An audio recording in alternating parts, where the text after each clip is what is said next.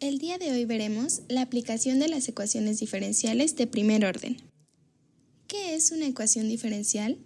Es una igualdad que contiene derivadas de una o más variables dependientes con respecto a una o más variables independientes. Estas pueden ser ordinarias, es decir, que interviene una variable dependiente con respecto a una independiente, o ecuaciones diferenciales en derivadas parciales, donde intervienen dos o más variables dependientes con respecto a dos o más variables independientes. A su vez, estas se clasifican por su orden, tipo de coeficientes y linealidad. Existen diferentes métodos para poder resolver las ecuaciones diferenciales. Uno de los principales son las variables separables. Estas variables separables se clasifican por una sola variable y que tengan un factor común, es decir, que podamos identificar este tipo de método a partir de factorizar y posteriormente integrar. Otro método son los coeficientes homogéneos, en donde se busca tener una función del mismo grado. Posteriormente se sustituye, pero para ello tenemos que saber que la suma de sus potencias de ambas ecuaciones sean iguales. Asimismo, tenemos otros métodos que son las ecuaciones exactas. Las ecuaciones exactas existe una diferencia total de la parte izquierda. Además, al momento de derivar en ambas, tienen que ser igual y se resuelven a partir de una condición que sea exacta. Por último, tenemos el factor integrante. Este factor integrante se busca que los dos factores integrantes sean especiales. Asimismo, solo se omite de una ecuación.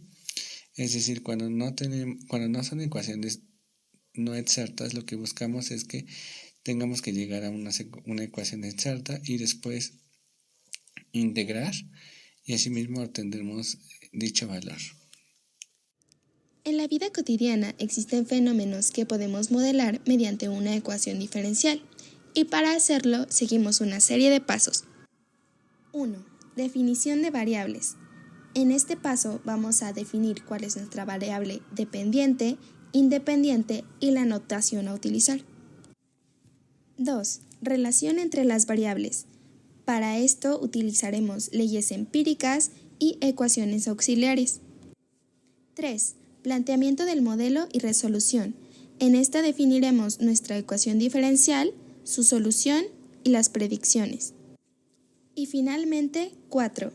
Experimentación y análisis de resultados, donde le daremos un valor a nuestra constante y definiremos una solución particular. Hagamos un ejercicio. Inicialmente, un cultivo tiene un número P0 inicial de bacterias de Salmonella en un tiempo de 2 horas. Se determina que el número de bacterias es 8/5 P0. Si la razón de crecimiento es proporcional al número de bacterias P de T presentes en el tiempo, determine el tiempo necesario para que se triplique el número de bacterias.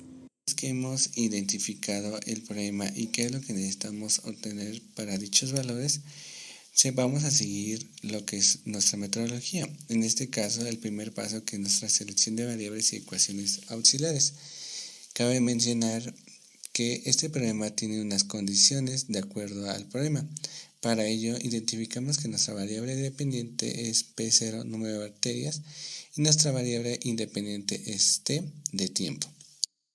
Una vez que ya hemos identificado nuestras variables y nuestras condiciones, ahora tenemos que ver que este problema se asemeja a la razón de cambio de la población de bacterias respecto al tiempo y que es proporcional al número de bacterias que hay, y esto es relacionado al modelo de Thomas, en donde K es una constante.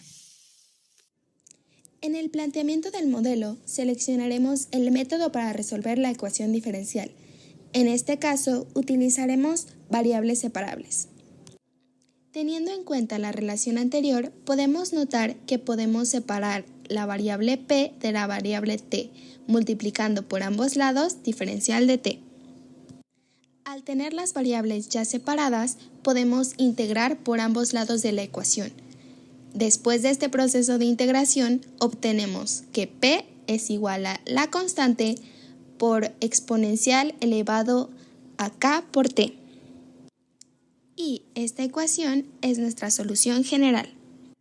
Llegamos al último paso, que es la experimentación y el análisis de los resultados, donde encontraremos el valor de la constante para obtener una solución particular. Considerando que t es igual a 0, sabemos que P0 va a ser igual a la constante. Ahora sustituimos con las condiciones iniciales del problema, donde P en 2 va a ser igual a 8/5 de P0. Después de este proceso algebraico, obtenemos que P de t es igual a P0 multiplicado por la exponencial elevado a 0.235t. Y esta se convierte en nuestra solución particular. Una vez que ya hemos obtenido nuestra solución general y nuestra solución particular, ahora podemos resolver el problema que nos piden. En este caso nos piden el tiempo necesario para que se triplique el número de bacterias. Por lo tanto, agarramos nuestro PT, que es igual a 3, que es lo que nos pide, P0, y P0 por E a la 0.2350, T igual a 3P0. Como vemos que P0 se repite, lo podemos eliminar y nos quedaría como el logaritmo de P0 a la E a la 0.2350t igual a 3P. Por lo tanto nos dice que 0.2350 a la t es igual al logaritmo de t, pero en este caso nos importa el tiempo. Entonces por lo tanto despejamos el tiempo y el tiempo nos queda como logaritmo natural de 3 sobre 0.2350. Y de esta manera obtenemos que es 4.675 horas para que se triplique el número de bacterias.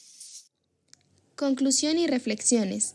Las ecuaciones diferenciales están en cualquier punto de nuestra vida cotidiana. Es necesario analizar un problema o fenómeno para darnos cuenta de que se puede modelar su comportamiento generalizándolo y así poder predecir situaciones futuras. Es ahí donde aplicamos los conocimientos adquiridos en clase y cobran gran importancia porque como futuros ingenieros estaremos al tanto de fenómenos que no provienen de un cuaderno de ejercicios, sino que ocurren en la vida real y hay que realizar un proceso metódico y de análisis.